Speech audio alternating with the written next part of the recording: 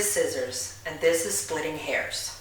Today, we are talking about managing elderly pets and their people.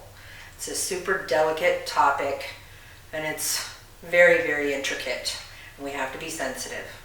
So we're going to focus on communicating and how to do that with the pet parents, and then we're going to focus on when we need to start modifying the actual haircuts and styles. And then we're going to have to face the inevitable, which is how we tell mom and dad that we can no longer groom their pet. So that's what we're going to talk about today. First, communication. Communication is the key to any successful relationship.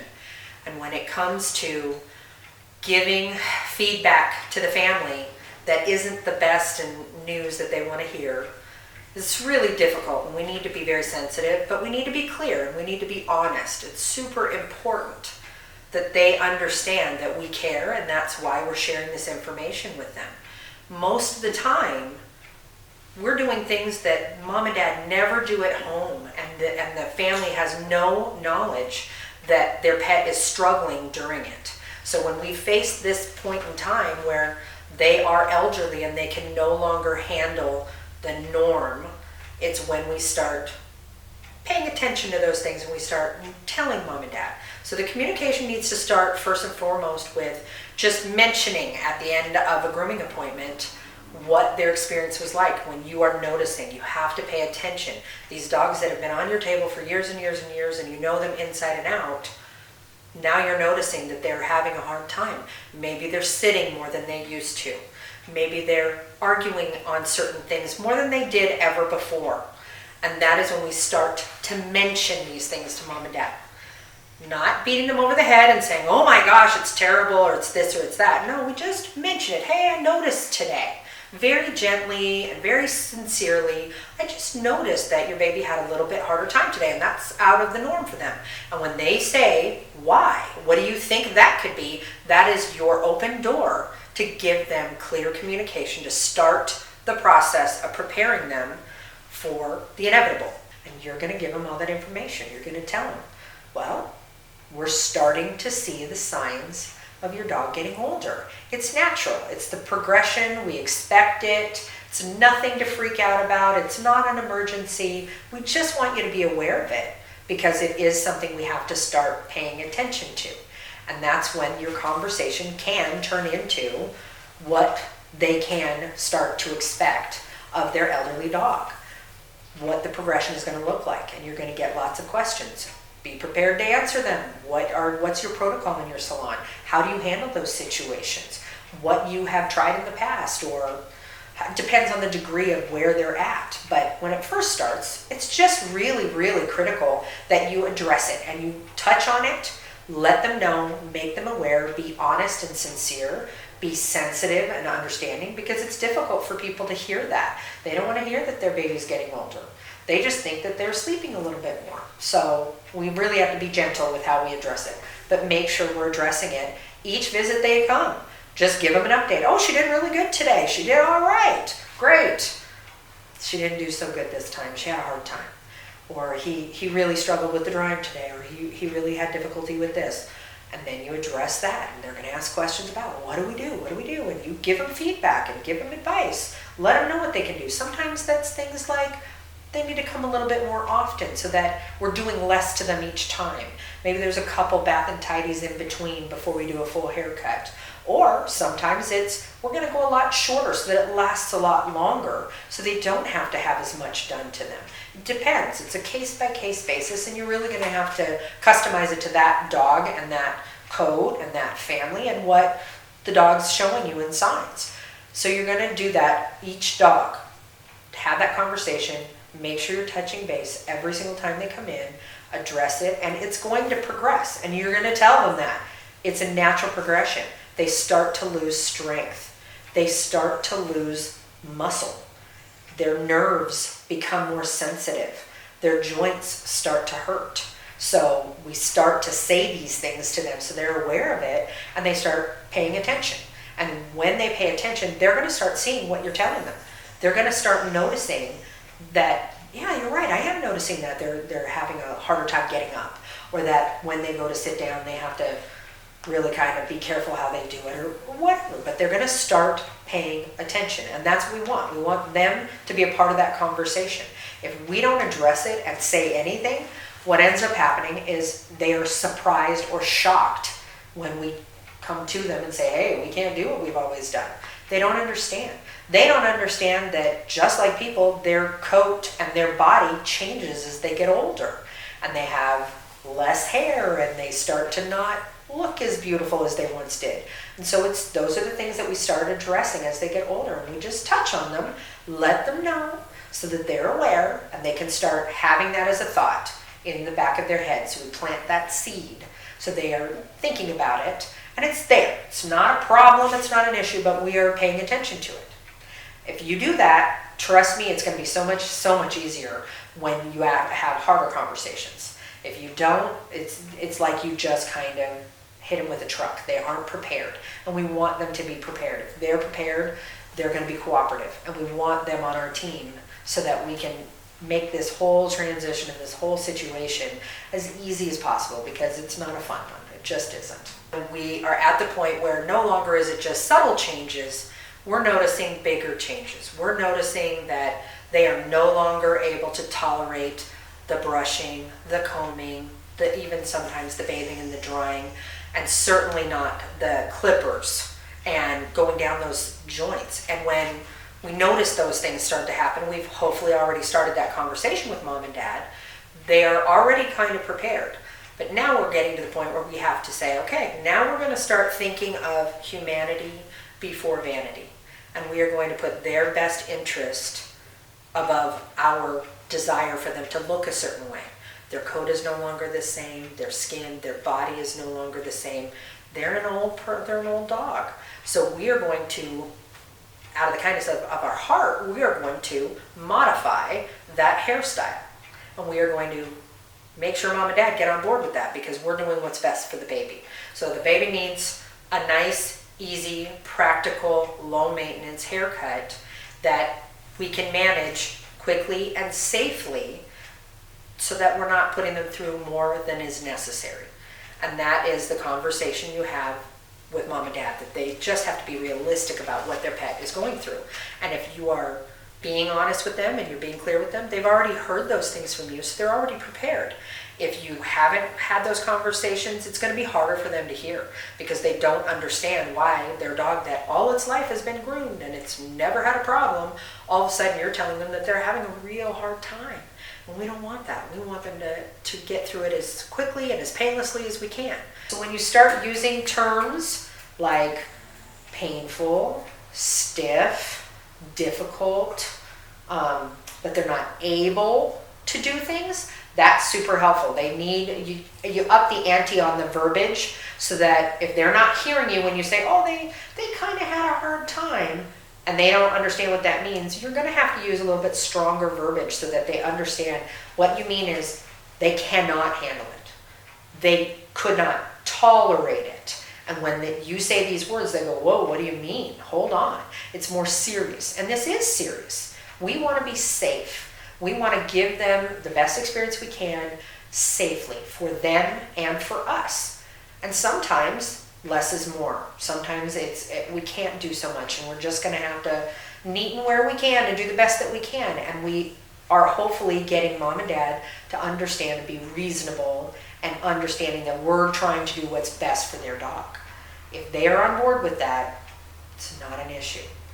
We're going to modify that haircut. We're going to make it simple and easy on the dog. We don't care if they're gorgeous anymore, because they're not going to be. No matter, even if they stood like a rock star, it's not going to be the same, because they've just changed with age. So they need to get reasonable. Once you've explained all these things and you're starting to do these modified haircuts, that is where we're going to notice that the dog does a little bit better for us, because we're not doing as much. Sometimes the lumps and the growths, and people don't even understand that if they ask us to go super short because they want it to last a long time, but so much of our equipment will absolutely injure them and really damage those growths if we go too short. And what do? So you say, man, I can't go that short. It's not the right thing to do for your dog. And I am all about what is best for your baby. So we're going to go longer, but we're going to have you come maybe a little bit more often so that we keep her in great shape. Sometimes don't have mole issues and it's no big deal, but they have strength issues and they shake like crazy. They have problems with dryer seizures. Owners don't know any of these things. So we have to advocate for the dog. We have to explain these things to them. We have to tell them this is what the experience was like for them. They are getting to a point where they are struggling and they cannot tolerate what we're doing. So we're going to do the very best that we can. And we need you on board to understand that's where we're at. Because we don't want them to jump ship and run to another groomer because they feel like they're just getting a shoddy haircut out of the blue when you've always done a great job. And I have heard that over the years many times. Well, they just stopped doing a good job. And then in walks this 13-year-old elderly dog that obviously cannot handle the grooming anymore. And I said, well, did your groomer talk to you about it? And they go, well, they said that, they were, getting older and not to expect too much. And I go, man, if they had had a little bit more in-depth conversation or had prepared them a little bit better, they probably would have still been grooming that dog. Because we want to continue grooming them until the end, because we know them best. They know what to expect from us. There's a trust there, there's a bond there. So we really want to keep that close to us if we can. After we've given them all of that advice and we've modified their haircuts, if we're still having a hard time, if they're still having dryer seizures, the best thing at that point is the final step is to make sure that you offer, maybe if we have you come and bathe your dog at home and dry your dog at home and then bring it in and we'll just do the haircut as quickly and as safely as we can. Sometimes that's the answer. The dog does fine and it'll let you do all of that because it hasn't had to stand for so long. It hasn't been in this environment with the stress and with the anxiety and all of the adrenaline pumping that whole time and their heart pounding out of their chest. They haven't had to be there so they can come in and get the haircut and go home. So sometimes it's things like that where we just modify and work with them. If you have a relationship with them, we're really trying to do the best we can for that dog. Let's be flexible and reasonable. So if we can do it, let's do it. If we can't, we can't. Which brings us to the end. The end. When it is the end, that is the hardest conversation I've ever had when I've had to tell an owner, I can no longer safely groom your dog. And they don't understand. What are they supposed to do? Now they're left, in the weeds with no tools. What am I supposed to do? When it gets to the point where you can't, it is no longer safe for you to get this dog done without, one, injuring the dog, or two, you getting injured. Enough is enough. That is when we have to say no. So when you have that come up, by now you've had multiple conversations with mom and dad, you have prepared them, they are aware and they know that it's coming because you've been telling them each visit, yeah, he had a bad one today, I wasn't able to get his face finished, or I wasn't able to do this part of it, or I did the best I could, but he had a rough one. They're going to be prepared for it. So you get to that point and you say, okay, I am so sorry. I cannot safely accomplish this anymore. I can't. It breaks my heart to tell you that. I'm so sorry, but I need to tell you that this was her last grooming or his last grooming. And they're going to be very upset. It's very emotional for all of us involved. We all bond with our dogs and we all bond with our owners, and they are our lifeline. They absolutely feed us and take care of us, and we bond with them and have relationships with them. So it's just as difficult on us as it is on the owner. Well, not as bad as it is on the owner, obviously, but for us it's terrible. It's a loss for us as well. And so when we're doing it, be compassionate. Make sure you are letting them know how hard this is for you. Make sure they understand you've tried everything.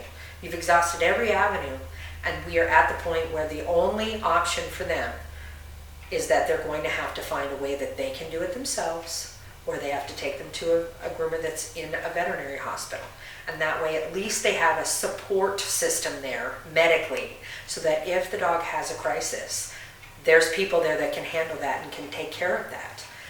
If they don't want to do that, they obviously have the option. I tell people all the time, you can buy yourself a pair of clippers. They have guard combs and all sorts of things you can do, and you can do a little bit at a time so that you don't have to put them through the entire process like I have to. And you might be able to get away with that for a while. And who cares what they look like? As long as they're comfortable, that's all that matters. So there's definite options. Be safe, give them good, solid, sound advice. Make sure they understand scissors are not a good idea for owners with their dogs. Never.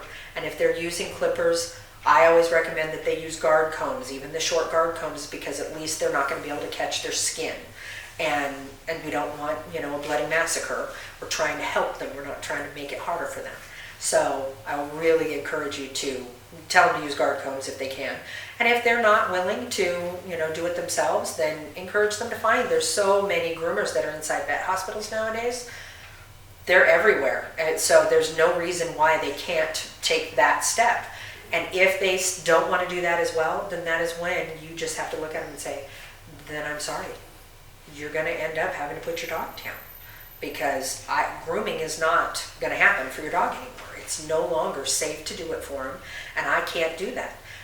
I will also say that we all get the dreaded words from the mom and dad that say, well, we know that they're old, and we know that that something could happen, and we would never blame you. We would totally understand, and it's okay. And I look right at them and I go, no, it's not. I am not okay with that. I don't recover when a pet dies.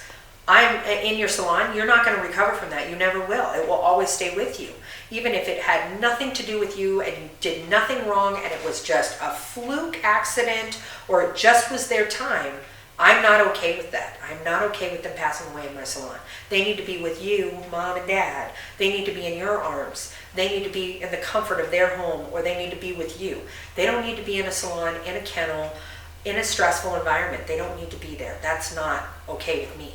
And that's where your boundaries have to kick in, and you have to decide what is allowed in your salon and what is not. For me, it's not okay. I'm not okay with it. So I'm not going to do it. I have boundaries. If they are unsafe for me to groom, I will not groom them. And you can say, well, what if they just take them to another groomer who doesn't know them? I can't control that. I can't. I have done everything within my power that I can to let them know that I have their pet's best interest at heart. And if they don't believe me, then we didn't have the right relationship.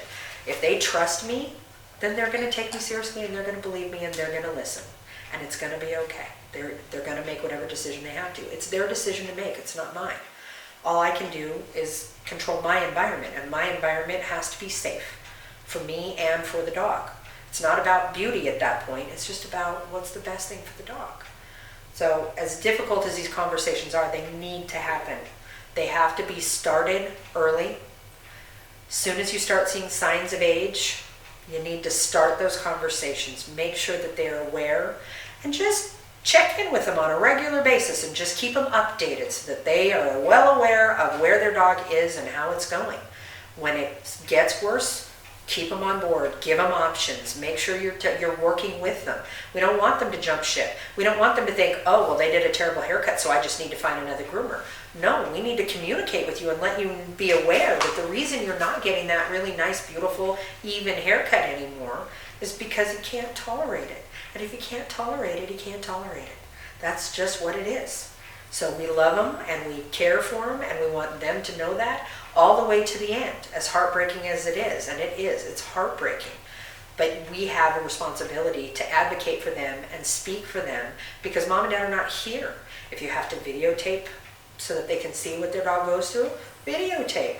Take pictures. But if you've got a good relationship with them, they're going to trust you. They're going to believe you, and they're going to value your advice because they know that you care and it's sincere. So I am so sorry to have to talk about this conversation. It's a tough one for all of us. It really, really is. But it's important, and we care about them, we love them, and at the end, they have dignity. We need to honor them. I'm Liz Scissors, and this is Splitting Hairs.